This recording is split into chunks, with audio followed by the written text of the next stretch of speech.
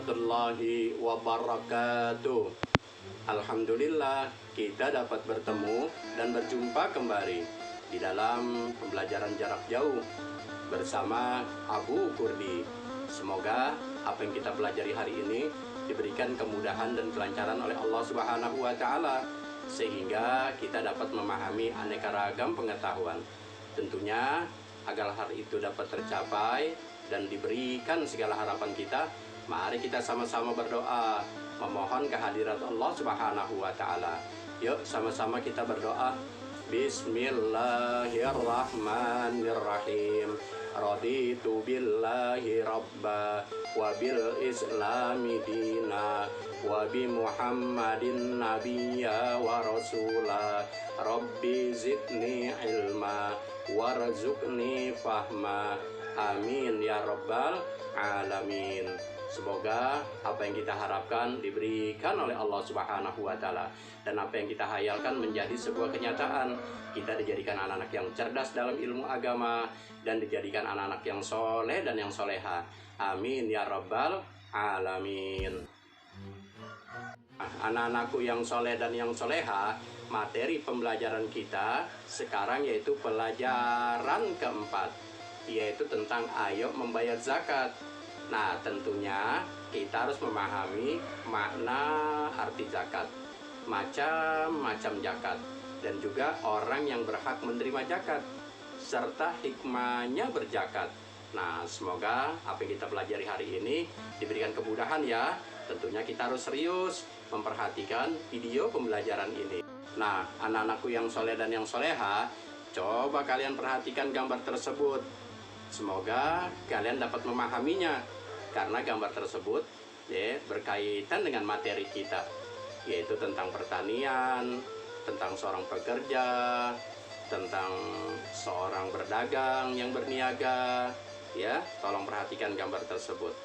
Nah, anak-anakku yang soleh dan yang soleha memahami makna zakat. Nah, kalian harus paham nih makna zakat, ya. Jadi agar kalian tahu siapa orang-orang yang berhak menerima zakat dan apa arti zakat, ya, sesuai dengan materi kita kali ini. Nah, anak-anakku yang soleh dan yang soleha, sekarang nih biar kalian tahu pengertian zakat. Zakat menurut bahasa adalah bertambah atau bersih, atau juga bersuci. Adapun menurut istilah, zakat berarti kita mengeluarkan sebagian harta yang kita miliki, yaitu harta-harta yang tertentu yang telah mencapai nisabnya. Nah, kita berikan kepada orang-orang yang berhak menerimanya. Nah, adapun zakat yang harus dikeluarkan ada dua macam, yaitu zakat mal atau zakat harta, dan zakat fitrah. Nah, zakat fitrah itu untuk membersihkan diri dan jiwa kita. Tuh, jadi zakat nanti terbagi dua tuh. Ada zakat mal, ada zakat harta, dan zakat fitrah. Nah, zakat fitrah itu untuk membersihkan diri dan jiwa kita.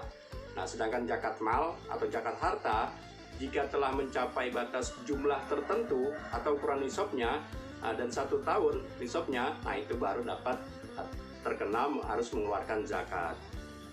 Nah, anak-anakku yang soleh dan yang soleha, ini materi kita sekarang ini itu macam-macam zakat. Ini yang pertama yang harus kita pahami, yaitu tentang zakat fitrah. Nah, tentang macam-macam zakat ada dua, ada zakat mal, ada pula yang disebut zakat mal itu zakat harta, dan zakat fitrah. Nah, perhatikan nih zakat fitrah. Zakat fitrah adalah zakat yang berupa makanan pokok yang wajib dikeluarkan setiap orang Islam, baik dia dewasa maupun anak-anak, setiap menjelang Idul Fitri. Nah, zakat fitrah itu disebut juga dengan zakat badan atau zakat nafas. Ya, zakat fitrah itu disebut juga zakat badan atau zakat nafas. Itu badan itu abadan, ya. Yaitu zakat yang berkaitan dengan badan atau diri seseorang. Dan dalam arti zakat itu membersihkan atau menyucikan badan atau diri si pembayar zakat, ya, setelah menunaikan ibadah puasa di dalam bulan Ramadan. Nah, anak-anakku yang soleh dan yang soleha, nah, orang yang wajib mengeluarkan zakat fitrah itu adalah yang pertama nih, ya, beragama Islam, baik dia laki maupun perempuan. sejak usia bayi, anak-anak ataupun usia lanjut usia. Yang kedua, memiliki penghasilan yang cukup untuk kebutuhan sehari untuk makan hari ini dan untuk makan hari esok. Nah, bila ada lebihnya, dia wajib membayar zakat fitrah, yaitu 4 mud, arba'ati amdad, 4 mud atau 2,5 kilogram, 2,5 kilogram. Atau yang biasa kita sering lakukan itu 3,5 liter, makanan pokok atau beras. Nah, orang itu menjumpai 2 waktu. Menjumpai 2 waktu bagaimana maksudnya? Menjumpai akhir Ramadan dan juga awal Syawal. Tuh, jadi kalau dia menjumpai 2 waktu, akhir Ramadan dia dapati dan awal Syawal dia dapati, berarti orang tersebut wajib membayar zakat fitrah. Misalkan ada seseorang lahir di awal Syawal, berarti dia tidak mendapati Ramadan. Nah, itu tidak mendapatkan kebebanan untuk membayar zakat fitrah. Tapi kalau menjumpai 2 waktu, akhir Ramadan dan awal Syawal, orang tersebut wajib membayar zakat fitrah. Ingat tuh, harus 2 waktu. Kalau dia hidupnya di Ramadan saja, pas di akhir-akhir Ramadan dia meninggal, dia nggak wajib membayar zakat fitrah. Atau dia lahirnya di malam takbiran, mau Idul Fitri atau Idul Fitri, nah dia nggak wajib membayar zakat fitrah. Kalau dia menjumpai 2 waktu, akhir Ramadan dan awal Syawal, orang tersebut baru wajib membayar zakat fitrah. Nah, anak-anakku yang soleh dan yang soleha, waktu membayar zakat fitrah, ini yang pertama nih ada waktu mubah, artinya boleh, boleh membayar zakat fitrah yaitu sejak awal Ramadan sampai akhir bulan Ramadan. Jadi awal Ramadan tuh boleh tuh, awal Ramadan boleh. Kalau wajibnya kapan waktu wajib? Waktu wajib adalah baik turun untuk mengeluarkan zakat fitrah yaitu pada akhir bulan Ramadan. Itu wajibnya, waktu wajib. Waktu wajibnya yaitu pada akhir bulan Ramadan. Nah, ada waktu sunnahnya nih. Waktu sunnahnya adalah waktu yang paling baik untuk mengeluarkan zakat fitrah, yaitu sesudah sholat subuh. Tuh, setelah kita sholat subuh, di akhir Ramadan, sebelum sholat Idul Fitri, nah itu sunnahnya kita bayar zakat fitrah tuh. Kita harus door to door tuh, dari rumah ke rumah. Yang lebih bagus, sunnahnya. Nah, ada lagi waktu haram. Kapan tuh waktu haram? Yaitu waktu pemberian zakat fitrah yang dibayarkan setelah sholat Idul Fitri. Dianggap sebagai sedekah biasa, bukan zakat fitrah lagi. Kalau dia nggak diniatkan tuh nah itu dia haram. Setelah sholat Idul Fitri baru dia bayar. Nah, itu waktu haram. Jadi ada waktu mubah, waktu wajib, waktu sunnah, dan waktu haram. Nah, itulah harus kita memahami anak-anak yang soleh dan soleha. Semoga kita diberikan kemudahan oleh Allah Subhanahu Wa Taala. Nah, dalil Al-Quran yang berhak menerima zakat nih, tolong diperhatikan. Kata Allah Subhanahu Wa Taala dalam surat At-Taubah ayat 60, Bismillahirrahmanirrahim. Innamas shadaqatu lil fuqara'i wal masakin wal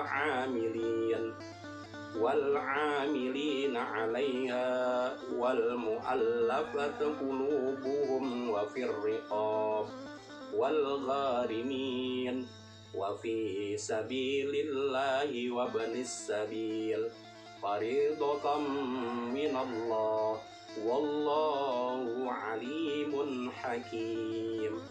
Nah, artinya sesungguhnya zakat itu hanyalah untuk orang-orang fakir, orang miskin, amil zakat yang dilunakkan hatinya, yaitu mu'alaf, orang yang baru masuk Islam, untuk memerdekakan hamba sahaya.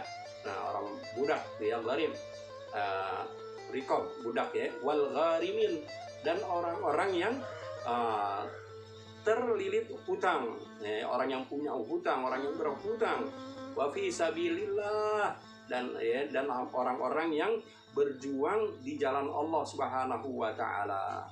Terus wa banis sabil, siapa wa banis sabil? Yaitu orang musafir,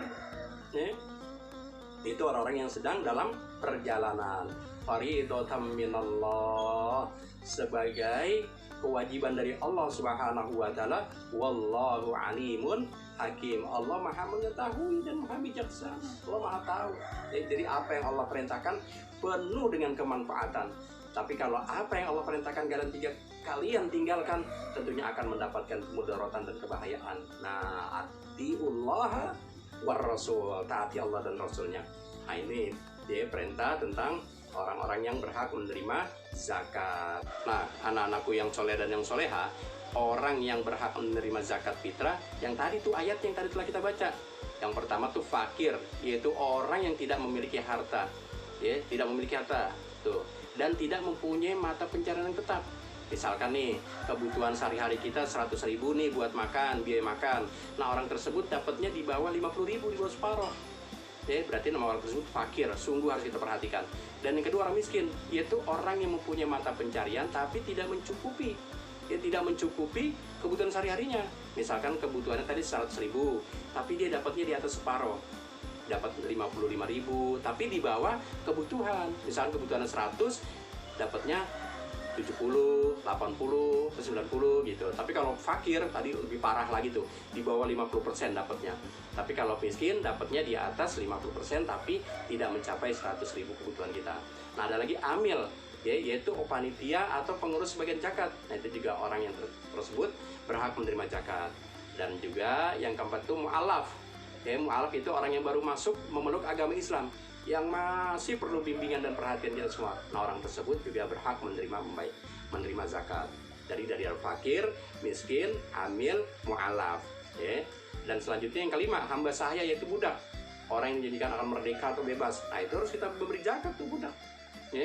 Yang keenam, gerim, yaitu orang yang berhutang. Orang-orang yang terlibat hutang berhak juga menerima zakat. Yaitu tidak sanggup untuk bayar hutang, tapi tidak sanggup untuk membayar hutang. Nah, untuk mengatasi kebutuhan tersebut, nah dia mendapatkan zakat. Bukan karena utang motor, utang mobil, dia untuk bermewah-mewah itu nggak dapat. Tapi kalau dia miskin, susah, atau fakir, nah itu dapat dilihat dari kemiskinannya, bukan dari karena hutangnya. Ini kalau orang yang terlibat dalam hutang, benar-benar dia terlilit hutang. Nah, yang ketujuh, sabilillah, yaitu orang yang berjuang demi menegakkan ajaran agama Allah. Nah, itu termasuk para ustadz. Nah, itu orang para guru ngaji itu dapat, karena dia termasuk digolongkan orang yang berjuang untuk menegakkan syariat agama Allah. Dan yang kedelapan, ibnu sabil, itu musafir, yaitu orang yang dalam perjalanan jauh untuk tujuan yang baik, dan tidak untuk perjalanan maksiat. Dia kehabisan ongkos, nah orang tersebut berhak juga menerima zakat. Tapi kalau perginya untuk bermaksiat, nah orang tersebut tidak berhak menerima zakat. Nah, itulah adalah 8 kelompok orang-orang yang berhak menerima zakat. Nah, anak-anakku yang soleh dan yang soleha, lalu apa nih manfaat zakat fitrah? Nah, kalian harus tahu nih manfaatnya, jadi kalian semangat untuk melaksanakannya. Yang pertama, menolong orang yang kesusahan, agar dapat melaksanakan ibadah kepada Allah SWT. Tuh, menolong orang kesusahan agar untuk ibadah. Yang kedua, membersihkan jiwa manusia dari kotoran dan mendidik pribadi agar bersifat pemurah kepada sesama. Nah, yang ketiga, membiasakan diri mengamalkan sifat-sifat terpuji. Yang mengamalkan sifat terpuji itu membiasakan diri. Yang keempat, sebagai pernyataan syukur kita atas nikmat Allah yang diberikan pada kita. Tuh, jadi bukti syukur kita mana nih? Nah, kita keluarkan membayar zakat. Manfaatnya tuh. Yang kelima, memberikan kepuasan dan kegembiraan kepada orang-orang yang kurang mampu pada hari raya. Jadi orang yang kurang mampu pada hari raya, dengan kita membayar zakat fitrah, nah dia tertolong. Jadi dia memberikan kepuasan mereka dan kegembiraan mereka. Dan yang keenam, terciptanya hubungan kasih sayang antara orang kaya dan orang yang tidak mampu. Jadi ada hubungannya harmonis sayang kalau kita membayar zakat. Tapi kalau kita pelit, jauh dari rahmat Allah, jauh dari Allah, jauh dari manusia, jauh dari surga, dekatnya satu nerakanya Allah SWT. Tuh, nggak boleh pelit. Nah, itulah manfaat zakat. Nah, sekarang agar materi pembelajaran kita tetap selalu ingat dan terbiasa ingat dan semakin kuat, ayo kita latihan. Kerjakan nih, ayo kerjakan. Yang pertama, apa itu zakat? Jelaskan. Apa itu zakat? Jelaskan. Dan yang kedua, apa yang disebut zakat fitrah? Jelaskan. Tuh, yang disebut zakat fitrah tadi apa tuh? Jelaskan. Yang ketiga, sebutkan macam-macam zakat. Nah, kalian sebutkan tuh macam-macam zakat. Yang keempat, sebutkan orang-orang yang wajib membayar zakat. Nah, sebutkan orang yang wajib membayar zakat. Dan yang kelima, sebutkan orang yang berhak menerima zakat. Tuh, sebutkan 5 orang yang menerima zakat itu siapa aja tuh? Nah, kalian jelaskan. Yang keenam, sebutkanlah manfaat zakat. Apa manfaat zakat? Kalian sebutkan. Nah, tulislah ayat Quran tentang orang yang berhak menerima zakat. Nah, jadi soalnya ada 7 tuh, Ayat Quran yang berhak menerima zakat siapa tuh orang-orangnya? Ayatnya kalian tulis. Berikut artinya ya. Berikut artinya.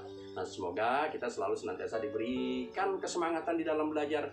Tentunya kita tutupnya dengan membaca kalimat hamdalah agar mendapatkan keridhaan Allah Subhanahu wa taala dan ilmu kita semakin berkah, menambahnya suatu kebaikan di dalam sebuah kebaikan. Yuk kita membaca kalimat hamdalah untuk menutup majelis pembelajaran di sekolah kita. Alhamdulillahirabbil alamin. Semoga kita dijadikan anak-anak yang cerdas dalam ilmu agama, dijadikan anak-anak yang soleha, dan orang tua kita yang selalu mendampingi kita belajar diberikan kekuatan rasa kesabaran oleh Allah Subhanahu wa taala. Tentunya Abu Kurni mohon undur diri.